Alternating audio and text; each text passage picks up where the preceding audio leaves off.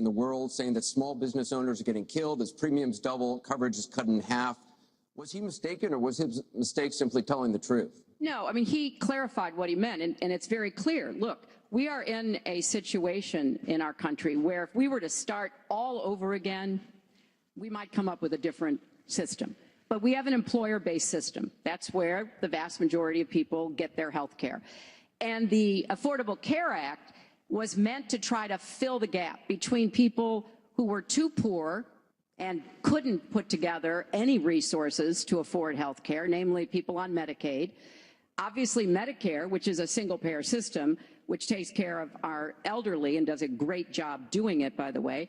And then all the people who were employed, but people who were working but didn't have the money to afford insurance and didn't have anybody, an employer or anybody else, to help them.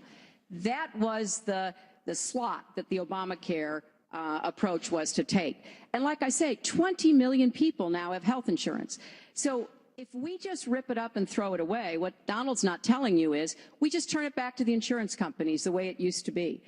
And that means the insurance companies get to do pretty much whatever they want, including saying, look, I'm sorry, you've got diabetes, you had cancer, your child has asthma. Your time is up. You may not be able to have insurance because you can't afford it. So let's fix what's broken about it, but let's not throw it away and give it all back to the insurance companies. Let me follow up with you, Mr. That's not going to work. Mr. Trump, let me follow up on this. Just one thing. First of all, Hillary, everything's broken about it, everything.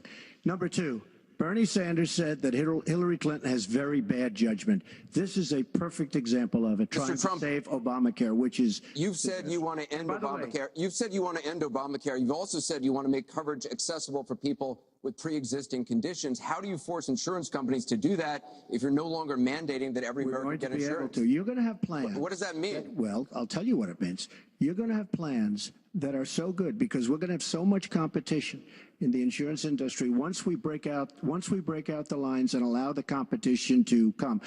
Are you going to have a mandate that Americans have to have health insurance? President Obama, by keeping those lines, the boundary lines around each state, and it was almost gone until just very toward the end of the passage of Obamacare, which, by the way, was a fraud. You know that, because Jonathan Gruber, the architect of Obamacare, he said it was a great lie. It was a big lie. President Obama said you keep your doctor, you keep your plan. The whole thing was a fraud, and it doesn't work.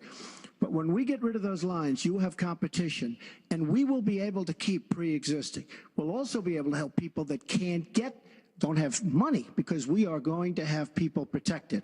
And Republicans feel this way, believe it or not, and strongly this way.